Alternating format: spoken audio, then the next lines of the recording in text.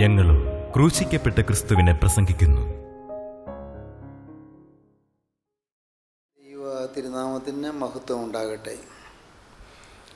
യാക്കോബിൻ ലേഖനം 5-ാം അധ്യായം 17-ാം വാക്യം മുതൽ നമുക്ക് വായിക്കാം. നീതിമാന്റെ ശ്രദ്ധയോടുകൂടിയ പ്രാർത്ഥന വളരെ ഫലിക്കുന്നു.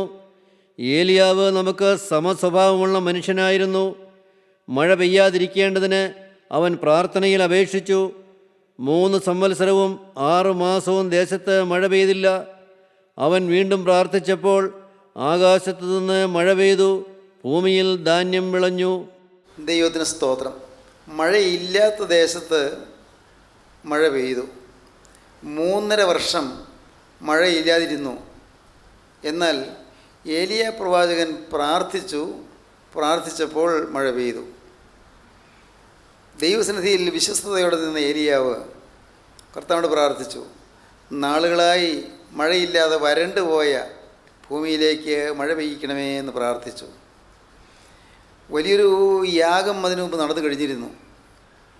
യാഗം കർമ്മേൽ ഗിരിയുടെ മുകളിൽ ഏലിയാവ് യാഗം കഴിച്ചു. യഹോവയുടെ നാമത്തിൽ യാഗം കഴിച്ചു. യഹോവയ്ക്ക് യാഗം കഴിച്ചു.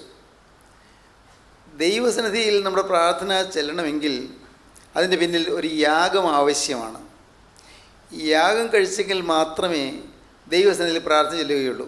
എന്ന് പറഞ്ഞാൽ ഏലിയാവ് ചെയ്തതുപോലെ കാളയെ ഖണ്ഡം ഖണ്ഡമാക്കി വിറകിൻ മീതെ കിടത്തുകയോ തീ കൊടുക്കുകയോ ഒന്നുമല്ല. യാഗമെന്ന് പറയുന്നത് എന്താണ്? നമ്മെ തന്നെ പൂർണ്ണമായും സമ്പൂർണമായും വിട്ടുകൊടുക്കുന്നതാണ് യാഗം. നമ്മെ തന്നെ പൂർണ്ണമായും ദൈവഹിതത്തിന് വേണ്ടി ഏൽപ്പിച്ചു കൊടുക്കുന്നതാണ് യാഗം. 50-ാമത്തെ സങ്കീർത്തനം 5-ാം വാക്യം വായിക്കുമ്പോൾ കാണാം, യാഗം കഴിച്ച് എന്നോട് നിയമം ചെയ്തവരായ എൻ്റെ വിശുദ്ധന്മാരെ എൻ്റെ അടുക്കൽ കൂട്ടുവിൻ. യാഗം കഴിച്ച് എന്നോട് നിയമം ചെയ്തവരായ എൻ്റെ വിശുദ്ധന്മാരെ എൻ്റെ അടുക്കൽ കൂട്ടുവിൻ. യാഗം കഴിച്ച് എന്നോട് നിയമം ചെയ്തവരായ എൻ്റെ വിശുദ്ധന്മാരെ എൻ്റെ അടുക്കൽ കൂട്ടുവിൻ. നമ്മുടെ ജീവിതത്തിൽ നമ്മുടെ പ്രാർത്ഥന ദൈവസന്നിധിയിൽ ചെല്ലാതിരിക്കാൻ കാരണം അതിൻ്റെ പിന്നിൽ യാഗമില്ല, ദൈവസന്നിധിയിൽ അർപ്പണമില്ല, സമ്പൂർണമായി നമ്മെ തന്നെ വിട്ടുകൊടുത്തുള്ളതായി യാഗമില്ല. നമ്മുടെ ജീവിതത്തിൽ നാം പല നല്ല കാര്യങ്ങൾ ചെയ്യുന്നുണ്ട്, പക്ഷേ ദൈവസന്നിധിയിൽ പ്രസാദയോഗ്യമായി തീരുന്നില്ല. ദൈവസന്നിധിയിൽ പ്രസാദയോഗ്യമായി തീരണമെങ്കിൽ അതിൻ്റെ പിന്നിൽ ഒരു ത്യാഗം വേണം. ഒരു ത്യാഗമുണ്ട്. ത്യാഗമില്ലാതെ ദൈവസന്നിധിയിൽ പ്രസാദയോഗ്യമായി പ്രാർത്ഥന കഴിക്കാൻ സാധിക്കുകയില്ല. ഞാൻ കഥ കേട്ടിട്ടുണ്ട്. ഒരു ഉദാഹരണ കഥയാണ്. ഒരു രാജഭരണമുള്ള കാലമാണ്. രാജാവിൻ്റെ കൊട്ടാരത്തിലേക്ക് പോകാനുള്ള വലിയൊരു വഴി രാജാവ് വെട്ടി. മനോഹരമായ ഒരു വഴി, നല്ല സുന്ദരമായ വഴി, നല്ലപോലെ മനോഹരമാക്കി നല്ല സുന്ദരമാക്കി നല്ല വഴി വെട്ടി. ആ വഴിയിൽ ഒരു ദിവസം പെട്ടെന്ന് കണ്ടു ഒരു വലിയൊരു കല്ല് വഴി മധ്യത്തിൽ. അതിൽ കൊട്ടാരത്തിലേക്ക് പോകുന്നവരും വരുന്നവരും ഒക്കെ പരസ്പരം പറഞ്ഞു, തന്നത്തം പറഞ്ഞു, എന്തൊരു ശല്യം, രാജകൊട്ടാരത്തിലേക്കുള്ള നല്ല വഴിയായിരുന്നു, പക്ഷേ വഴിയിൽ താണ്ടി ഒരു കല്ല് കിടക്കുന്നു. എന്തൊരു കഷ്ടമാണ് ഈ കാണിച്ചിരിക്കുന്നത്. രാജാവ് ഇത് കണ്ടില്ലായിരിക്കുമോ? രാജാവിൻ്റെ സേവകന്മാർ കണ്ടില്ലായിരിക്കുമോ? രാജാവിൻ്റെ സേവകന്മാർക്ക് എന്താ പണി? അവരിതൊക്കെ നോക്കാത്ത എന്താ? ഈ വഴിയിൽ കല്ല് കിടക്കുന്ന കാര്യം നോക്കാത്ത എന്താ? ഓരോരുത്തരും ചിലർ ശകാരിച്ചു, ചിലർ ദേഷ്യപ്പെട്ടു, ചിലർ രാജാവിനെ കുറ്റം പറഞ്ഞു, ചിലർ രാജാവിൻ്റെ സേവകന്മാരെ കുറ്റം പറഞ്ഞു. ആ കല്ല് അവിടെ തന്നെ കിടക്കുകയായിരുന്നു. ആരും ആ കല്ല് മാറിക്കടന്നു പോയല്ലാതെ കല്ല് മാറ്റാൻ തയ്യാറായില്ല. വലിയ കല്ലാണ്. എന്നാൽ ഒരാൾ അത് പോയപ്പോൾ വിചാരിച്ചു, ഈ കല്ല് എടുത്ത് മാറ്റിക്കളയാം, അനേകർക്ക് നടക്കാനുള്ള വഴിയല്ലേ, രാജകൊട്ടാരത്തിലേക്ക് പോകുന്ന വഴിയിലല്ലേ കല്ല്, ഇത് മാറ്റിക്കളയാം. വളരെ വിഷമിച്ച് പാവം അയാൾ ആ കല്ല് അങ്ങ് ഉന്തി ഉരുട്ടി മാറ്റി. കല്ല് മാറ്റി കഴിഞ്ഞപ്പോൾ അടിയിൽ താണ്ടി ഒരു കിഴി ഇരിക്കുന്നു. ഒരു കിഴി എന്താണാവോ? നോക്കിയപ്പോൾ കിഴിയുടെ പുറത്ത് എഴുതിയിരിക്കുന്നു, ഈ കല്ല് മാറ്റുന്നവർക്ക് ഈ കിഴി ഉപഹാരം, ഈ കിഴി സമ്മാനമാണ്, ഈ കല്ല് മാറ്റുന്നവർക്കാണ് ഈ കിഴി. അയാൾ കല്ല് മാറ്റി കിഴി തുറന്നു നോക്കിയപ്പോൾ നിറയെ സ്വർണ്ണ നാണയം. അവിടുത്തെ ഭാഗ്യമായിപ്പോയല്ലോ, ഞാൻ ഇത്തിരി കഷ്ടപ്പെട്ടെങ്കിലും, ഞാൻ ഇത്തിരി ത്യാഗം സഹിച്ചെങ്കിലും ഈ കല്ല് ഉരുട്ടി മാറ്റാൻ ഞാൻ കഷ്ടപ്പെട്ടതുകൊണ്ട് എനിക്ക് ഈ കല്ലിൻ്റെ അടിയിലിരുന്ന് കിഴി കിട്ടി. ഇതൊരു ചെറിയ ഉദാഹരണ കഥയാണ്. നമ്മുടെ ജീവിതത്തിൽ കഷ്ടപ്പെടാൻ മനസ്സ് വരണം.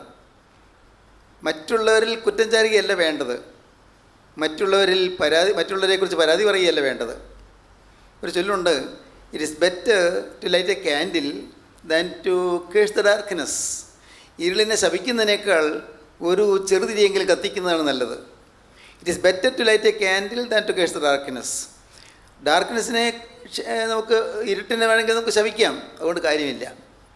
നേരെ മറിച്ച് ഇരുട്ടിനെ ശപിക്കുന്നതിനേക്കാൾ നല്ലത് ഒരു ചെറുതിരിയെങ്കിലും കത്തിച്ച് വയ്ക്കുക. ഇവിടെ മുഴുവൻ ഇരുട്ടാണ്, എന്തൊരു ശല്യമാണ്, എന്തൊരു പ്രയാസമാണ്, ഇവിടെ എപ്പോഴും ഇരുട്ട് തന്നെ. ഇങ്ങനെ പരാതി പറയാം, പരിഭവിക്കാം, ശകാരിക്കാം, ശാസിക്കാം, വഴക്ക് പറയാം, നിരാശപ്പെടാം. പക്ഷേ അതിന് പകരം ഒരു ചെറുതിരി കത്തിയാൻ ശ്രമിക്കൂ. ഒരു ചെറുതിരി. നമ്മുടെ ജീവിതത്തിൽ നമ്മെക്കൊണ്ടാവുക ചെയ്യാൻ നാം തയ്യാറാകണം. ത്യാഗം സഹിക്കാൻ നാം തയ്യാറാകണം, ത്യജിക്കാൻ തയ്യാറാകണം, ഉപേക്ഷിക്കാൻ തയ്യാറാകണം. നമ്മുടെ ചില സുഖസൗകര്യങ്ങൾ, നമ്മുടെ ചില ഇമ്പങ്ങൾ, നമ്മുടെ ചില സന്തോഷങ്ങൾ എന്ന് വേണ്ട നമുക്ക് പ്രിയങ്കരമായ ചിലതെല്ലാം ത്യജിക്കാൻ നാം തയ്യാറാകുമ്പോൾ അവിടെ പ്രാർത്ഥന ദൈവത്തിലേക്ക് എത്തും. ത്യജിക്കുന്നിടത്താണ് അനുഗ്രഹം പകരുന്നത്. നമ്മുടെ ജീവിതത്തിൽ യാഗം കഴിക്കാൻ നാം തയ്യാറാകുമ്പോൾ ദൈവത്തിലേക്ക് പ്രാർത്ഥന ഉയരും. ഏലിയാവ് യാഗം കഴിച്ചു. വലിയൊരു റിസ്ക്കുള്ള കാര്യമായിരുന്നു ഏലിയാവ് ചെയ്തത്. കാരണം ഒട്ടേറെ ബാലിൻ്റെ പ്രവാചകന്മാർ 450 പേര്, അശേര പ്രവാചകന്മാർ 400 പേര്, ഇവരെല്ലാം തിങ്ങി നിൽക്കുന്ന വലിയൊരു സദസ്സ്, എതിരാളികൾ ഒട്ടേറെ ആളുകൾ, ആയിരക്കണക്കിന് ആളുകൾ എതിരാളികൾ. രാജാവും എതിരെ, രാജാവിൻ്റെ ഭാര്യ ഇസബേലും എതിരെ, ആഹാബ് രാജാവ് എതിരെ, ആഹാബിൻ്റെ ഭാര്യ ഇസബേലും എതിരെ. ആരും അനുകൂലമില്ല. ഏലിയ ഒറ്റയ്ക്ക്. എപ്പോഴും വിശ്വാസ ജീവിതത്തിൽ നാം ഒറ്റയ്ക്കാണ്, നാം ഏകാന്ത പഥികരാണ്. എന്ന് പറഞ്ഞാൽ എന്താ? ഒറ്റയ്ക്ക് യാത്ര ചെയ്യുന്നവരാണ്. വിശ്വാസ ജീവിതത്തിൽ അനേകർ നമ്മുടെ കൂടെ കൂടിയെന്ന് വരികയില്ല. വിശുദ്ധ ജീവിതത്തിൽ പലരും നമ്മുടെ കൂടെ പോയിയെന്ന് വരികയില്ല. പലരും ആദ്യം തുടങ്ങിയാലും ചിലർ മാറിപ്പോയി എന്ന് വരും. എന്നാൽ ഏലിയാവ് ഒറ്റയ്ക്ക് നിന്നു, ദൈവത്തോട് നിന്നു. ഏലിയാവിൻ്റെ ധൈര്യം അതായിരുന്നു. ഏലിയാവ് ദൈവത്തോടുകൂടിയാണ് നിന്നത്. ഒറ്റയ്ക്കാണ് നിൽക്കുന്നത്, പക്ഷേ എൻ്റെ കൂടെ ദൈവമുണ്ടെന്ന് ഏലിയാവിന് ഉറപ്പുണ്ടായിരുന്നു. ദൈവത്തിൻ്റെ കൃപ എനിക്കുണ്ട് എന്നുള്ള ഉറപ്പുണ്ടായിരുന്നു. അതുകൊണ്ട് ഏലിയാവ് ധൈര്യത്തോടെ നിന്നു, നല്ല പ്രാഗൽഭ്യത്തോടെ നിന്നു. ഏലിയാവ് യാഗം കഴിച്ചു. ഈ യാഗം കഴിച്ച് കഴിഞ്ഞപ്പോഴാണ് ആശേർ പ്രവാചകന്മാരുടെയും ബാലിൻ്റെ പ്രവാചകന്മാരുടെയും എല്ലാം അവരുടെയെല്ലാം തനിനിറം വ്യക്തമായത്. അവരെ കൊണ്ട് സാധിക്കാത്തത് ഏലിയാവിന് സാധിച്ചു. ആത്മീയ ജീവിതം റിസ്ക്കാണ്. എന്ന് പറഞ്ഞാൽ എന്താ? അത് ക്ലേശകരമാണ്, അത് അപായകരമാണ്, അത് അപകടകരമാണ്. ആത്മീയ ജീവിതം നാം വിചാരിക്കുന്ന പോലത്തെ സുഖകരമല്ല. നമ്മൾ വിചാരിക്കും ആത്മീയ ജീവിതം അല്ല, ഇനി ആർക്കും ആത്മീയ ജീവിതം നയിക്കുന്നവർക്ക്, കൂട്ടായ്മയിൽ വരുന്നവർക്ക് രോഗം വരില്ല, ദൈവത്തിൻ്റെ വചനം കേൾക്കുന്നവർക്ക് ഇനി ആപത്ത് വരില്ല, ഒരു പരീക്ഷ പാസ്സാകും, ഒരു എൻട്രൻസ് ടെസ്റ്റ് പാസ്സാകും, പിള്ളേരെല്ലാം നല്ല ഹയസ്റ്റ് മാർക്കിൽ പാസ്സാകും. അല്ല. ആത്മീയ ജീവിതം നയിക്കുക എന്ന് പറഞ്ഞാൽ എല്ലാം സുഗമമാകുക എന്നല്ല അതിൻ്റെ അർത്ഥം. അത് പുഷ്പശയ്യല്ല ആത്മീയ ജീവിതം. അത് മുൾപാതയാണ്, മുള്ള് നിറഞ്ഞു കിടക്കുന്ന പാതയാണ്. മുള്ള് നിറഞ്ഞ പാതയിൽ കൂടി നാം വളരെ കരുതലോടെ ഓരോ ചുവട് വെച്ച് പോകുന്നതാണ് ആത്മീയ ജീവിതം. വളരെ ക്ലേശകരമാണ്. അനേകർ എതിർക്കും, അനേകർ എതിരാളികളായി കൂട്ടം കൂടും. നമ്മെ പലരും കല്ല് വാരി എറിയും, നമ്മെ പലരും ചെളി വാരി എറിയും. നാം ഒരിക്കലും ചിന്തിക്കാത്ത തെറ്റുകൾ നമ്മുടെ മേൽ ആരോപിച്ചെന്ന് വരും. ഒരിക്കലും നമുക്ക് ചിന്തിക്കാൻ സാധ്യമല്ലാത്ത ചില കുറ്റങ്ങൾ നമ്മുടെ മേൽ ആരോപിച്ചെന്ന് വരും. മിഥ്യ അപവാദങ്ങൾ നമ്മുടെ നേരെ ആഞ്ഞെറിഞ്ഞെന്ന് വരും. അപഹസനങ്ങളും ആക്ഷേപങ്ങളും നിന്ദനങ്ങളും കുറ്റപ്പെടുത്തലുകളും ഒറ്റപ്പെടുത്തലുകളും തുച്ഛീകരണങ്ങളും എല്ലാം ഉണ്ടായി എന്ന് വരും. അതിൻ്റെ എല്ലാം മധ്യത്തിൽ പതറാതെ മുന്നോട്ട് പോകുന്നവനാണ് പ്രാർത്ഥനയ്ക്ക് മറുപടി നേടുന്നത്. ഏലിയാവ് വലിയൊരു കൂട്ടം എതിരാളികളുടെ മധ്യത്തിൽ ഏലിയാവ് ഒറ്റയ്ക്ക് നിന്നു. ഏലിയാവ് യാഗം കഴിച്ചു. കർമ്മേൽ മലയുടെ മുകളിൽ സ്വർഗത്തിൽ നിന്ന് തീ ഇറങ്ങി. സ്വർഗത്തെ തീ ഭൂമിയിലേക്ക് ഇറങ്ങി വന്നു. ഏലിയാവിൻ്റെ പ്രാർത്ഥന കേട്ട്. ദൈവത്തിന് സ്തോത്രം. ദൈവം പ്രാർത്ഥന കേട്ടു. പ്രാർത്ഥന ശരിയായിട്ടാണ് ചെയ്യുന്നതെങ്കിൽ, യാഗം കഴിച്ചിട്ടാണ് പ്രാർത്ഥിക്കുന്നതെങ്കിൽ അവിടെ സ്വർഗത്തിൽ നിന്ന് തീ ഇറങ്ങും, പരിശുദ്ധാത്മാവോടെ ഇറങ്ങി വരും. പ്രിയപ്പെട്ടവരെ, ഇതൊരു പാഠമായി നാം എടുക്കണം. ആത്മാർത്ഥമായി ത്യാഗം സഹിച്ച് റിസ്ക് എടുത്ത് ആത്മീയ ജീവിതത്തിന് റിസ്ക് എടുക്കാൻ തയ്യാറായി, യാഗം കഴിക്കാൻ തയ്യാറായി നാം മുന്നോട്ട് വരുന്നെങ്കിൽ അവിടെ തീ ഇറങ്ങും, സംശയിക്കേണ്ട. സ്വർഗത്തിൽ തീ ഇറങ്ങും. ഇന്ന് നിങ്ങൾ ആയിരക്കണക്കിന് ആളുകൾ ഈ വാക്കുകൾ കേൾക്കുന്നുണ്ടല്ലോ. ഞാൻ ചോദിക്കട്ടെ, നിങ്ങൾ എന്തെങ്കിലും യാചിച്ചിട്ടുണ്ടോ, കർത്താവ് എനിക്ക് എൻ്റെ പ്രാർത്ഥനയിൽ തീ ഇറങ്ങണമെന്ന്? ഞാൻ പ്രാർത്ഥിക്കുമ്പോൾ സ്വർഗത്തെ തീ ഭൂമിയിലേക്ക് ഇറങ്ങി വരണമെന്ന്, ഞാൻ പ്രാർത്ഥിക്കുന്നിടത്ത് സ്വർഗത്തിൽ തീ ഇറങ്ങണമെന്ന് നിങ്ങളാരെങ്കിലും ആഗ്രഹിച്ചിട്ടുണ്ടോ? അങ്ങനെ വാസ്തവത്തിൽ പ്രാർത്ഥിച്ചിട്ടുണ്ടോ? തീ ഇറങ്ങണം. ഏലിയാവ് പ്രാർത്ഥിച്ചു, ആകാശത്ത് നിന്ന് തീ ഇറങ്ങി, യാഗവസ്തുവിനെ ദഹിപ്പിച്ചു. ദൈവത്തിന് സ്തോത്രം. യാഗവസ്തു ദഹിച്ചു. അവിടെ ബാലിൻ്റെ പ്രവാചകന്മാർ തോറ്റു, അശേര പ്രവാചകന്മാർ തോറ്റു. അശേര പ്രവാചകന്മാരും ബാലിൻ്റെ പ്രവാചകന്മാരും എല്ലാം തോറ്റു. ഏലിയാവ് ജയിച്ചു. പിന്നെ ഒരു ജയത്തിന് മുന്നേറ്റമായിരുന്നു. പക്ഷേ ഏലിയാവ് എന്താണ് ചെയ്തത്? ഏലിയാവ് ചെയ്തത് നേരെ ദൈവസന്നിധിയിൽ ചെന്ന് മുഴങ്കാലുകളുടെ ഇടയിലേക്ക് തല പൂഴ്ത്തി വെച്ച് ഏലിയാവ് പ്രാർത്ഥിക്കാൻ തുടങ്ങി. നമുക്ക് വായിക്കാം. രാജകുമാരൻ 1-ാമത്തെ പുസ്തകത്തിലെ ഭാഗമുണ്ട്. 1-ാമത്തെ പുസ്തകം 18-ാം അധ്യായം 41-ാം വാക്യം. പിന്നെ ഏലിയാവ് ആഹാബിനോട്, നീ ചെന്ന് ഭക്ഷിച്ച് പാനം ചെയ്യുക, വലിയ മഴയുടെ മുഴക്കമുണ്ട് എന്ന് പറഞ്ഞു. ആഹാബ് ഭക്ഷിച്ച് പാനം ചെയ്യേണ്ടതിന് മല കയറിപ്പോയി. ഏലിയാവോ കർമ്മേൽ പർവ്വതത്തിൻ്റെ മുകളിൽ കയറി നിലത്ത് കുനിഞ്ഞ് മുഖം തൻ്റെ മുഴങ്കാലുകൾ നടുവിൽ വെച്ചു. തൻ്റെ ബാല്യക്കാരനോട്, നീ ചെന്ന് കടലിന് നേരെ നോക്കുക എന്ന് പറഞ്ഞു. അവൻ ചെന്ന് നോക്കിയിട്ട് ഒന്നുമില്ല എന്ന് പറഞ്ഞു. അതിനെ അവൻ പിന്നെയും 7 പ്രാവശ്യം ചെല്ലുക എന്ന് പറഞ്ഞു. 7-ാം പ്രാവശ്യമോ അവൻ, ഇതാ കടലിൽ നിന്ന് ഒരു മനുഷ്യൻ്റെ കൈ പോലെ ഒരു ചെറിയ മേഘം പൊങ്ങുന്നുവെന്ന് പറഞ്ഞു. ദൈവത്തിന് സ്തോത്രം. ഏലിയാവ് കർമ്മേൽ പർവ്വതത്തിൻ്റെ മുകളിൽ കയറി നിലത്ത് കുനിഞ്ഞ് മുഖം തൻ്റെ മുഴങ്കാലുകളുടെ നടുവിൽ വെച്ച് പ്രാർത്ഥിക്കാൻ തുടങ്ങി. എല്ലാ ചിന്തയും മാറ്റി മുഖം മുഴങ്കാലുകളുടെ ഇടയിലേക്ക് വെച്ചു. ഒന്നും കാണുന്നില്ല, ഒന്നും നോക്കുന്നില്ല, പരിസരം എന്താണെന്നൊന്നും നോക്കുന്നില്ല. തൻ്റെ മുഖം മുഴങ്കാലുകളുടെ ഇടയിലേക്ക് പൂഴ്ത്തി വെച്ച് ഏലിയാവ് പ്രാർത്ഥിക്കാൻ തുടങ്ങി. എന്തിനാണ് പ്രാർത്ഥിച്ചത്? മഴയ്ക്ക് വേണ്ടിയുള്ള പ്രാർത്ഥനയാണ്. ഏലിയാവിനറിയാം പ്രാർത്ഥന കേൾക്കുന്നൊരു ദൈവമുണ്ട് എന്ന്. കാരണം ഇപ്പോൾ അനുഭവമുണ്ട്. തീ ഇറങ്ങണമെന്ന് പ്രാർത്ഥിച്ചു, തീ ഇറങ്ങി. യാഗവസ്തു ദഹിപ്പിക്കണമെന്ന് പ്രാർത്ഥിച്ചു, യാഗവസ്തു ദഹിച്ചു. ഇപ്പോൾ ഏലിയാവ് നമുക്ക് സമസ്വഭാവമുള്ള ഏലിയാവാണ്. നമ്മളെപ്പോലെ സാധാരണ മനുഷ്യനാണ് ഏലിയാവ്. പക്ഷേ ഏലിയാവ് പ്രാർത്ഥന തുടങ്ങി. മുഴങ്കാലുകളിലേക്ക് തല പൂഴ്ത്തി വെച്ചുകൊണ്ട് ഏലിയാവ് ഇങ്ങനെ പ്രാർത്ഥിച്ചു. എന്താ പ്രാർത്ഥിക്കുന്നത്? കർത്താവേ, അല്പം മുൻപ് നീ കർമ്മേൽ തീ ഇറക്കിയല്ലോ. ഇപ്പോൾ കർത്താവേ, ഈ ദേശത്ത് നീ മഴ ഇറക്കണമേ, മഴ പെയ്യണമേ. 3.5 കൊല്ലമായല്ലോ മഴ പെയ്തിട്ട്, 3.5 കൊല്ലമായല്ലോ ക്ഷാമം ബാധിച്ചിട്ട്, 3.5 കൊല്ലമായല്ലോ തോടെല്ലാം വറ്റിപ്പോയിട്ട്, 3.5 കൊല്ലമായല്ലോ പട്ടിണി മരണങ്ങൾ സംഭവിച്ചു തുടങ്ങിയിട്ട്. കർത്താവേ, ഇപ്പോൾ നീ മനസ്സലിഞ്ഞ് മഴ അയക്കണമേ. ഏലിയാവ് പ്രാർത്ഥിക്കുകയാണ്. ദൈവത്തിന് സ്തോത്രം. 3.5 കൊല്ലം മുമ്പ് ആഹാബ് രാജാവിന് മുമ്പിൽ ചെന്ന്, ഇനി ഞാൻ പറഞ്ഞിട്ടില്ലാതെ ഈ ആണ്ടുകളിൽ മഴയും മഞ്ഞും ഉണ്ടാകുകയില്ല എന്ന് പറഞ്ഞ് ഏലിയാവാണ് ഇത് പ്രാർത്ഥിക്കുന്നത്. ഞാൻ സേവിച്ച് നിൽക്കുന്ന യഹോവയാണ്, ഞാൻ പറഞ്ഞിട്ടില്ലാതെ ഈ ആണ്ടുകളിൽ മഴയോ മഞ്ഞോ ഉണ്ടാവുകയില്ല എന്ന് ദൈവത്തിൻ്റെ നാമത്തിൽ വ്യക്തമായ അനുഭവം പ്രാപിച്ചുകൊണ്ട് പറയുകയാണ് ഏലിയാവ്. പക്ഷേ ആ ഏലിയാവ് ഇപ്പോൾ കർത്താവേ മഴ തരണമേ എന്ന് പ്രാർത്ഥിച്ചു തുടങ്ങി. ഏലിയാവ് പ്രാർത്ഥിച്ചു. ഏലിയാവിന് ബാല്യക്കാരനുണ്ട്. അവൾ പറഞ്ഞു, അവനെ നീ ചൊന്ന് നോക്ക്, എന്തെങ്കിലും പ്രത്യേകിച്ചുണ്ടോ? നീ ആ കടലിൻ്റെ മുകളിലേക്ക് നോക്ക്. കടൽ അങ്ങറ്റത്ത് ഭൂമിയോട് മുട്ടുന്ന ആ ചക്രവാള സീമയിലേക്ക് നീ ഒന്ന് നോക്കൂ, എന്തെങ്കിലും കാണുന്നുണ്ടോ? ഒന്നും കാണുന്നില്ല. പിന്നെയും പ്രാർത്ഥിച്ചു, നീ ഒന്നുകൂടി ചെന്ന് നോക്ക്. ഇല്ല, ഒന്നും കാണുന്നില്ല. പിന്നെയും പ്രാർത്ഥിച്ചു, ഒന്നുകൂടി ചെന്ന് നോക്ക്. ഇല്ല, ഒന്നും കാണുന്നില്ല. 7 പ്രാവശ്യം അവൻ പോയി.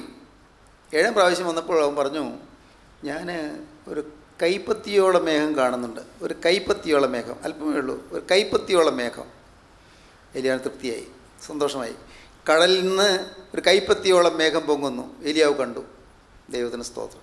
പ്രിയപ്പെട്ടവരെ, ഇന്ന് ഈ വാക്കുകൾ കേട്ടുകൊണ്ടിരിക്കുമ്പോൾ നിങ്ങൾക്കൊരു കാര്യം ചെയ്യാം. കർത്താവേ, ഒരു കൈപ്പത്തിയോളം മേഘം മതി, ഒരു കൈപ്പത്തിയോളം മേഘം. രോഗം മുഴുവൻ മാറിയില്ല.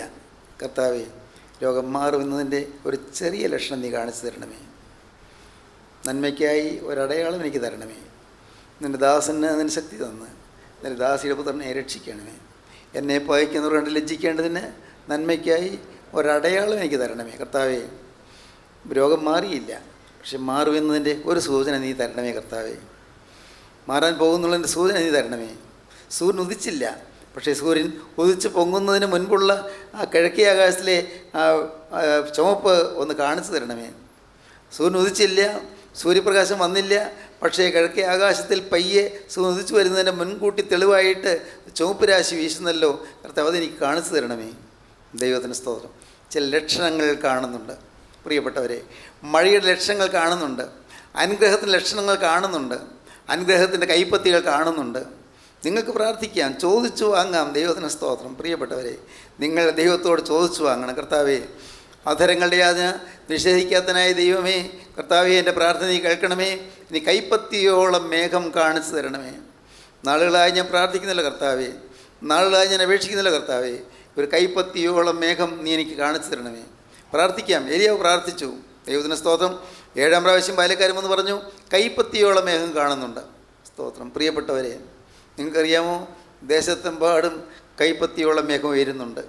ഒരു വലിയൊരു ആത്മീയമാരിയുടെ കൈപ്പത്തിയോളം മേഘം ഉയരുന്നുണ്ട്. വലിയൊരു ആത്മീയമാരി ദേശത്തെല്ലാം പെയ്യാനുള്ള സാധ്യതകൾ കാണുന്നുണ്ട്. ഒരു വലിയ ആത്മീയ ഉണർവ് ഇന്ന് ദേശത്ത് വ്യാപിക്കാൻ പോവുകയാണ്. സഭകൾ ഉണരാൻ പോവുകയാണ്. ഇതുവരെയും നിർജ്ജീവമായിരുന്ന സഭകൾ ഉണർന്നു വരികയാണ്. ഇതുവരെയും ജീവനില്ലാത്ത സഭകൾ ജീവൻ പ്രാപിച്ച് വരികയാണ്. ഇതുവരെയും ജീവനില്ലാത്ത കൂട്ടായ്മകൾ ജീവൻ പ്രാപിച്ച് വരികയാണ്. ചൈതന്യമില്ലാതെ നടന്ന പ്രാർത്ഥനാ യോഗങ്ങൾ ചൈതന്യമുള്ളതായി തീരുകയാണ്. വ്യത്യാസം വരികയാണ്. അനേകർക്ക് മാറ്റം വരികയാണ്. കാലം തീരാറായിരിക്കുന്നു. രാജാതിരാജം വരാറായിരിക്കുന്നു. കർത്താവിൻ്റെ വരവിന് മുമ്പുള്ളതായ കാഹളധ്വനികൾ കേൾക്കാറായിരിക്കുന്നു. പ്രിയപ്പെട്ടവരെ, ഇതെല്ലാം ഇന്നത്തെ കാലലക്ഷണങ്ങൾ കൊണ്ട് നമുക്ക് മനസ്സിലായി വരികയാണ്. കർത്താവ് വരാറായി. വലിയൊരു ആത്മീയുണർവ് സംഭവിക്കാൻ പോവുകയാണ്. ആത്മീയുണർവിന് ആദ്യം വേണ്ടത് എന്താണെന്നറിയാമോ? കൈപ്പത്തിയോളം മേഘം വരണമെങ്കിൽ ആദ്യം വേണ്ടത് ഒരു യാഗമാണ്. ദൈവത്തിന് സ്തോത്രം. ഒരു യാഗം നടക്കേണ്ടിയിരിക്കുന്നു. കൈപ്പത്തിയോളം മേഘം വരും. വലിയൊരു ഉണർവുണ്ടാകും. ധാരാളമായി മഴ പെയ്യാൻ തുടങ്ങും. ഇടപെടാത്ത മഴ ദേശത്ത് പെയ്യാൻ തുടങ്ങും. പെയ്യണമെങ്കിൽ ഒരു പാവപ്പെട്ട വിശുദ്ധനായ ദൈവപുരുഷൻ നിന്ന് പ്രാർത്ഥിക്കണം. ത്യാഗം സഹിച്ചുകൊണ്ട്, യാഗം കഴിച്ചുകൊണ്ട് ഒരു ദൈവപുരുഷൻ പ്രാർത്ഥിക്കാൻ തുടങ്ങുമ്പോൾ അപ്പോഴുണ്ട് കൈപ്പത്തിയോളം മേഘം ഉയരും. ദൈവത്തിന് സ്തോത്രം. ഇന്ന് ഈ വാക്കുകളെ കേൾക്കുന്ന നിങ്ങളെല്ലാവരും വിശ്വസിച്ചുകൊണ്ട്, കർത്താവേ, കൈപ്പത്തിയോളം മേഘം കാണുമാറാകണമേ. നന്മയ്ക്ക് ഇടയാളം തരണമേ. ഞങ്ങളുടെ ദേശം ഉണരണമേ. ഞങ്ങളുടെ കൂട്ടായ്മ ഉണരണമേ. സഭകൾ ഉണരണമേ. സമുദായങ്ങൾ ഉണരണമേ. സഭാഭേദം കൂടാതെ മനുഷ്യരെല്ലാവരും ആത്മീയരായി തീരണമേ. മാനസാന്തരപ്പെട്ടവർ ഇനിയും മാനസാന്തരപ്പെടണമേ. ഇനിയും വിശുദ്ധന്മാർ എഴുന്നേൽക്കണമേ. വിശുദ്ധന്മാരുടെ തലമുറ ഉണ്ടാകണമേ. കർത്താവെ, വിശുദ്ധന്മാരും വ്രതന്മാരും വ്രതസ്ഥന്മാരും എഴുന്നേറ്റ് നാഥ അതിൻ്റെ വേല ചെയ്യുമാറാകണമേ. അനേകരെ യേശുവിനെ സാക്ഷിക്കുന്നവരായി തീരണമേ. വിശുദ്ധ സുവിശേഷം പറയുവാൻ അനേകർ നാവിന്മേൽ തീ കൊടുക്കണമേ. കർത്താവേ, നാവിന്മേൽ തീയുള്ള സുവിശേഷന്മാർ എഴുന്നേൽക്കണമേ എന്നുള്ള പ്രാർത്ഥന ഉയരേണ്ടിയിരിക്കുന്നു. അത് അത്യാവശ്യമായി ഉയരേണ്ടിയിരിക്കുന്നു. നാവിൽ തീയുള്ള സുവിശേഷകന്മാർ. ഹല്ലേലൂയ. ദൈവത്തിന് സ്തോത്രം. ഉള്ളത്തിൽ തീ കത്തുന്ന സുവിശേഷകന്മാർ. എൻ്റെ ഹൃദയത്തിന് ചൂട് പിടിച്ചു, അപ്പോൾ ഞാൻ നാവെടുത്ത് സംസാരിച്ചു. എൻ്റെ ഹൃദയത്തിൽ ചൂട് പിടിച്ചു, അപ്പോൾ ഞാൻ നാവെടുത്ത് സംസാരിച്ചു. ദൈവത്തിന് സ്തോത്രം. സങ്കീർത്തനക്കാരൻ പറയുകയാണ്, 39-ാം സങ്കീർത്തനം 1-ാം വാക്യം മുതൽ നമുക്ക് വായിക്കാം. 39-ാം സങ്കീർത്തനം 1-ാം വാക്യം മുതൽ ഹൃദയത്തിന് ചൂട് പിടിക്കുമ്പോഴാണ് നാവെടുത്ത് സംസാരിക്കുന്നത്. വായിക്കാം. നാവുകൊണ്ട് പാപം ചെയ്യാതിരിപ്പാൻ ഞാൻ എൻ്റെ വഴികളെ സൂക്ഷിക്കുമെന്നും ദുഷ്ടൻ എൻ്റെ മുമ്പിലിരിക്കുമ്പോൾ എൻ്റെ വായ കടിഞ്ഞാണിട്ട് കാക്കുമെന്നും ഞാൻ പറഞ്ഞു. ഞാൻ ഉരിയാടാതെ ഊമനായിരുന്നു, നന്മയെ ഗണ്യമാക്കാതെ മൗനമായിരുന്നു. എൻ്റെ സങ്കടം പൊങ്ങി വന്നു. എൻ്റെ ഉള്ളിൽ ഹൃദയത്തിന് ചൂടുപിടിച്ചു. എൻ്റെ ധ്യാനത്തിങ്കൽ തീ കത്തി. അപ്പോൾ ഞാൻ നാവെടുത്ത് സംസാരിച്ചു. സ്തോത്രം. ദൈവത്തിന് സ്തോത്രം. എൻ്റെ ഉള്ളിൽ ചൂടുപിടിച്ചു, എൻ്റെ ഹൃദയത്തിൽ ചൂടുപിടിച്ചു, എൻ്റെ ഹൃദയത്തിൽ ചൂടുപിടിച്ചു. എൻ്റെ നാവിൽ തീ കത്തി, എൻ്റെ മനസ്സിൽ തീ കത്തി, എൻ്റെ ഹൃദയത്തിൽ തീ കത്തി. ദൈവത്തിന് സ്തോത്രം. ആത്മാവിൻ്റെ തീ. കുറച്ചു മുമ്പ് കർമ്മേൽഗിരിയിൽ തീ കത്തി. ഇപ്പോഴിതാ പാവപ്പെട്ട ദൈവപുരുഷൻ്റെ ഉള്ളിൽ തീ കത്തി. ഏലിയാവിൻ്റെ ഉള്ളിൽ തീ കത്തി. സ്തോത്രം. ദൈവത്തിൻ്റെ വലിയ നാമം മഹത്വപ്പെടട്ടെ. മക്കളെ, നിങ്ങൾ ചിന്തിക്കൂ. നിങ്ങളുടെ ജീവിതത്തിൽ നിങ്ങൾ ചിന്തിക്കൂ, കർത്താവേ, ഈ തീ എനിക്ക് തരണമേ. പരിശുദ്ധാത്മാവിൻ്റെ തീ എൻ്റെ നാവിൽ കത്തണമേ. പരിശുദ്ധാത്മാവിൻ്റെ തീ എൻ്റെ നാവിൽ തൊടുവിക്കണമേ. പണ്ട് യെശയ്യാ പ്രവാചകൻ്റെ ചുണ്ടിൽ തൊട്ടതായ, അധരങ്ങളിൽ തൊട്ടതായ ആ തീ കനൽ എൻ്റെ മേലും തൊടണമേ. കർത്താവേ, ആ തീയുടെ സഹായമില്ലാതെ എനിക്കൊന്നും സാധ്യമല്ല. എനിക്ക് സ്വന്തമായൊരു വിജയം സാധ്യമല്ല. സ്വന്തമായി നേടാൻ സാധ്യമല്ല. എനിക്ക് സ്വന്തമായി കരുത്തില്ല, സ്വന്തമായി ശക്തിയില്ല. ഏലിയാവ് പറഞ്ഞു, കർത്താവേ, ഞാൻ നിസ്സാരനായ പാവപ്പെട്ട പ്രവാചകൻ, വെറും കൺട്രിയായ പ്രവാചകൻ, വെറും അപരിഷ്കൃതനായ പ്രവാചകൻ, വെറും അപരിഷ്കൃതനായ ഒരു സാധു ദൈവപുരുഷൻ. എൻ്റെ കർത്താവേ, ഞാൻ കാട്ടിൽ നിന്ന് വന്നവനാണ്. തിസ്ബി എന്ന് പറയുന്ന കുഗ്രാമത്തിൽ പിറന്നവനാണ്. ഒരു കുഗ്രാമത്തിൽ പിറന്ന സാധുവും അഗതിയും നിസ്സാരനും ദരിദ്രനുമായ എനിക്ക് എന്നെക്കൊണ്ട് എന്ത് സാധിക്കും? കർത്താവേ, എന്നെക്കൊണ്ട് എന്തെങ്കിലും സാധിക്കണമെങ്കിൽ എന്നെക്കൊണ്ട് സാധിക്കുകയില്ല. നിന്റെ തീ ഇറങ്ങിയാൽ സാധിക്കും. കർമ്മേൽ തീ ഇറക്കിയവനെ, ഇപ്പോൾ നിന്റെ നാവിൽ തീ ഇറക്കണമേ. ദൈവത്തിന് സ്തോത്രം. കർമ്മേൽ തീ ഇറക്കിയവനെ, എൻ്റെ അധരങ്ങളിൽ തീ ഇറക്കണമേ. സ്തോത്രം. പ്രിയപ്പെട്ടവരെ, ഇന്ന് നിങ്ങൾ ദൈവസന്നിധിയിൽ നിങ്ങൾ പ്രാർത്ഥിക്കൂ. നിങ്ങൾ അവിടെ ഇരുന്നു കൊണ്ട് പ്രാർത്ഥിക്കൂ. കർത്താവേ, എൻ്റെ നാവിൽ തീ തരണമേ, എൻ്റെ അധരങ്ങളിൽ തീ തരണമേ. എൻ്റെ കർത്താവേ, എൻ്റെ ധ്യാനത്തിങ്കിൽ തീ കത്തണമേ, എൻ്റെ നാവിൽ തീ കത്തണമേ, എൻ്റെ ധ്യാനത്തിങ്കിൽ തീ കത്തണമേ. യേശുവേ, എൻ്റെ ഉള്ളം ചൂട് പിടിക്കണമേ. കർത്താവേ, എനിക്ക് തീ കത്തുന്ന അനുഭവം തരണമേ. ഉള്ളം ചൂട് പിടിക്കുന്ന അനുഭവം തരണമേ. ചൂട് പിടിക്കുന്ന അനുഭവം. ആത്മാക്കൾക്ക് വേണ്ടി ചൂട് പിടിക്കുകയാണ്. പാവപ്പെട്ടവർക്ക് വേണ്ടി ചൂട് പിടിക്കുകയാണ്. വെള്ളമില്ലാതെ വരണ്ട നിലത്തിന് വേണ്ടി ചൂട് പിടിക്കുകയാണ്. ദാഹിച്ച് വലയുന്ന ജനത്തിന് വേണ്ടി ചൂട് പിടിക്കുകയാണ്. പട്ടിണിപ്പാവങ്ങൾക്ക് വേണ്ടി ചൂട് പിടിക്കുകയാണ്. ദൈവത്തിന് സ്തോത്രം. പട്ടിണിപ്പാവങ്ങൾ, ദൈവത്തിന് സ്തോത്രം. നാളുകളായി മഴ കിട്ടാതെ വലയുന്ന പാവപ്പെട്ടവർ, നാളുകളായി സത്യസുവിശേഷം കേൾക്കാത്ത പാവപ്പെട്ടവർ, ഇന്നും ഏതാണ് ചില കർമ്മ ആചാരങ്ങളുടെ പിന്നാലെ പോകുന്ന പാവപ്പെട്ടവർ, ചില ആചാരാനുഷ്ഠാനങ്ങളിൽ മാത്രം കുടുങ്ങിക്കിടക്കുന്ന പാവപ്പെട്ടവർ, ചില അനുഷ്ഠാനങ്ങൾ മാത്രം തങ്ങി നിൽക്കുന്ന പാവപ്പെട്ടവർ, സാക്ഷാത്തായി തീയുടെ അനുഭവം എന്താണെന്ന് അറിയാൻ വയ്യാത്ത സാധുക്കൾ, ഇടം കയ്യേത് വലം കയ്യേത് തിരിച്ചറിയാൻ പാടില്ലാത്ത സാധുക്കൾ, അവരോട് കർത്താവേ, നീ ഇന്ന് ഞങ്ങളോട് മനസ്സലിയണമേ. നിങ്ങൾ പ്രാർത്ഥിക്കൂ. ദൈവത്തിന് സ്തോത്രം. ഇടം കയ്യേത് വലം കയ്യേത് എന്ന് തിരിച്ചറിയാൻ പാടില്ലാത്ത സാധുക്കൾ, ദൈവത്തിന് സ്തോത്രം. എൻ്റെ കർത്താവേ, ആത്മാവുണ്ടോ, സ്വർഗമുണ്ടോ, നരകമുണ്ടോ ഒന്നും അറിയാൻ പാടില്ലാത്ത പാവപ്പെട്ടവർ, കർത്താവേ, ഈ പാവപ്പെട്ട ജനത്തോട് നീ കരുണ കാണിക്കണമേ. ഈ ജനത്തെ നീ ഉണർത്തണമേ. ഈ ജനത്തിന് സാക്ഷാത്തായ ഒരു ആത്മീയ ഉണർവ് തരണമേ. ഈ ജനത്തിന്മേൽ സ്വർഗത്തിൻ്റെ മഴ പെയ്യണമേ. ദൈവത്തിന് സ്തോത്രം. സ്വർഗത്തിൻ്റെ മഴ പെയ്യണമേ. ദേശം വരണ്ട് കിടക്കുന്നല്ലോ. ദേശം ഉണങ്ങി വരണ്ട് കിടക്കുന്നല്ലോ. ഭവനങ്ങൾ ഉണങ്ങി വരണ്ട് കിടക്കുന്നല്ലോ. അനേക കുടുംബങ്ങൾ സമാധാനം ഇല്ലല്ലോ. കുടുംബങ്ങളിൽ സ്വസ്ഥത ഇല്ലല്ലോ. കുടുംബങ്ങൾ നരകമായി കിടക്കുന്നല്ലോ. കുടുംബ സമാധാനം ഇല്ലല്ലോ. പരസ്പരം ചണ്ടയും കലഹവും പരസ്പരം അഭിപ്രായ വ്യത്യാസവും പരസ്പരം പോരുമായി കുടുംബങ്ങൾ വലയുന്നല്ലോ. കർത്താവേ, ഞങ്ങളുടെ കുടുംബങ്ങളിലേക്ക് സ്വർഗത്തെ തീ ഇറക്കി തരണമേ. കുടുംബങ്ങളിലേക്ക് ആത്മാവിൻ്റെ പെരുമഴ പെയ്യണമേ. പ്രാർത്ഥിക്കൂ പ്രിയപ്പെട്ടവരെ. അപ്പോൾ ദൈവത്തിൻ്റെ പരിശുദ്ധാത്മാവ് നിങ്ങളുടെ കുടുംബങ്ങളിലേക്ക് സ്വർഗത്തിന് തീ ഇറക്കുകയും സ്വർഗത്തിന് മഴ പെയ്യുകയും ചെയ്യും. ദൈവത്തിന് സ്തോത്രം. എൻ്റെ ഉള്ളിൽ ചൂട് പിടിച്ചു. എൻ്റെ ഉള്ളിൽ ഹൃദയത്തിന് ചൂട് പിടിച്ചു. അപ്പോൾ ഞാൻ നാവെടുത്ത് സംസാരിച്ചു. ദൈവത്തിന് സ്തോത്രം. പ്രിയപ്പെട്ടവരെ, ഏലിയ പ്രവാചകൻ ആ തീക്ക് വേണ്ടി യാചിച്ചു. പ്രവാചകൻ പ്രാർത്ഥിച്ചു. തീ വന്നു. ഇപ്പോൾ പ്രവാചകൻ പ്രാർത്ഥിക്കുകയാണ്. മഴയ്ക്ക് വേണ്ടി പ്രാർത്ഥിക്കുന്നു. മഴയ്ക്ക് വേണ്ടി പ്രാർത്ഥിച്ചപ്പോൾ ദൈവത്തിന് സ്തോത്രം കാണിച്ചു കൊടുത്തു. കൈപ്പത്തിയോളം മേഘം. കൈപ്പത്തിയോളം മേഘമുണ്ട്. പ്രിയപ്പെട്ടവരെ, അതൊരാശ്വാസകരമായ കാഴ്ചയാണ്. കൈപ്പത്തിയോളം മേഘം ഉയരുന്നുണ്ട്. എൻ്റെ കർത്താവിൻ്റെ വലിയ നാമം മഹത്വപ്പെടട്ടെ. ദൈവത്തിന് സ്തോത്രം. ആത്മീയമുണർവിൻ്റെ ലക്ഷണം എന്താണ്? ഈ മഴ പെയ്യാതിൻ്റെ ലക്ഷണം എന്താണ്? മഴ പെയ്യുന്നതിൻ്റെ ലക്ഷണം, ദൈവത്തിന് സ്തോത്രം, കുറ്റബോധം കിട്ടുക എന്നുള്ളതാണ്. പാപബോധം കിട്ടുക. വചനം കേൾക്കുമ്പോൾ അയ്യോ, ഞാൻ ഇത്രയും കാലം പാഴാക്കിപ്പോയല്ലോ എന്നുള്ള പാവബോധം കിട്ടുന്നു. അയ്യോ, നഷ്ടമായി പോയല്ലോ എന്നുള്ള പാവബോധം കിട്ടുന്നു. കഷ്ടം, എൻ്റെ ജീവിതത്തിൽ നീ തന്ന നല്ല നല്ല അവസരങ്ങൾ ഞാൻ പാഴാക്കി കളഞ്ഞല്ലോ എന്നുള്ള പാവബോധം കിട്ടുന്നു. കുറ്റബോധം കിട്ടുന്നു. ഇന്നത്തെ സ്ഥിതിയിൽ ഞാൻ കടന്നുപോയാൽ ഞാൻ എൻ്റെ കർത്താവേ ദൈവരാജ്യത്തിൽ ഞാൻ ചെല്ലുകയില്ലല്ലോ എന്നുള്ള വാസ്തവമായ ബോധ്യം കിട്ടുന്നു. ഇന്നത്തെ ഈ അവസ്ഥയിൽ ഞാൻ കടന്നുപോയാൽ, ഈ ഭൂമിയിൽ ഞാൻ മാറ്റപ്പെട്ടാൽ, എൻ്റെ കർത്താവേ പരിശുദ്ധന്മാർക്ക് വേണ്ടി കാക്കപ്പെടുന്ന ഉദ്യാനത്തിലേക്ക് ഞാൻ ചെല്ലുകയില്ലല്ലോ എന്നുള്ളതായ ബോധ്യം കിട്ടുന്നു. ദൈവത്തിന് സ്തോത്രം. ഇന്നത്തെ സ്ഥിതിയിൽ കർത്താവേ ഞാൻ നരകയോഗ്യനാണല്ലോ എന്നുള്ള ബോധം കിട്ടുന്നു. പാവബോധം കിട്ടുന്നു. അപ്പോഴാണ് ആത്മീയമുണർവ് ആരംഭിക്കുന്നത്. പാവബോധം കിട്ടുന്നു. ദൈവത്തിന് സ്തോത്രം. ഭക്തനായ ജോൺ വെസ്ലി അദ്ദേഹം പറഞ്ഞു ഒരവസരത്തിൽ, I went to America to convert the Christians there, but who will convert me. ഞാൻ അമേരിക്കയിലേക്ക് പോയി. അവിടെയുള്ള ക്രിസ്ത്യാനികളെ ആത്മീയം ഉണർത്താൻ വേണ്ടി ഞാനവിടെ പോയി. അവിടെയുള്ള ക്രിസ്ത്യാനികൾക്ക് മാനസാന്തരം കൊടുക്കാൻ വേണ്ടി ഞാനവിടെ പോയി. I went to America to convert the Christians there, but who will convert me. എന്നെ ആര് മാനസാന്തരപ്പെടുത്തും? സ്തോത്രം. അദ്ദേഹം സുവിശേഷകനായിരുന്നു, ദൈവവേലക്കാരനായിരുന്നു. പക്ഷേ അദ്ദേഹം പറയുകയാണ്, എനിക്ക് മാനസാന്തരം ആവശ്യമാണ്. ഞാൻ വേലക്കാരനാണ്, ഞാൻ ദൈവത്തിന് വേലക്കാരനാണ്, ഞാൻ ദൈവത്തിന് വേല ചെയ്യുന്നവനാണ്. പക്ഷേ എനിക്ക് മാനസാന്തരം ആവശ്യമാണ്. ഞാൻ മാനസാന്തരപ്പെടേണ്ടിയിരിക്കുന്നു. എനിക്ക് രൂപാന്തരം ആവശ്യമാണ്. എൻ്റെ സ്വഭാവം മാറേണ്ടിയിരിക്കുന്നു. ഇന്നത്തെ സ്ഥിതിയിൽ എൻ്റെ കർത്താവേ, നീ എനിക്ക് വേണ്ടിയിരിക്കുന്ന സ്ഥാനത്ത് ഞാൻ എത്തുകയില്ല. I went to America to convert the Christians there and who will convert me. എന്നെ ആര് മാനസാന്തരപ്പെടുത്തും? സങ്കടത്തോടെ കരഞ്ഞു.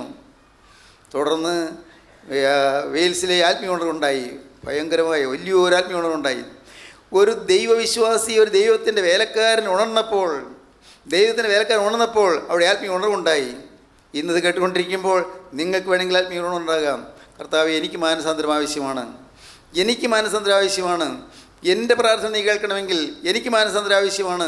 എൻ്റെ ഹൃദയം ഇനി മാറേണ്ടിയിരിക്കുന്നു, എൻ്റെ സ്വഭാവം മാറേണ്ടിയിരിക്കുന്നു. നിങ്ങൾ പ്രാർത്ഥിക്കുമോ പ്രിയപ്പെട്ടവരെ?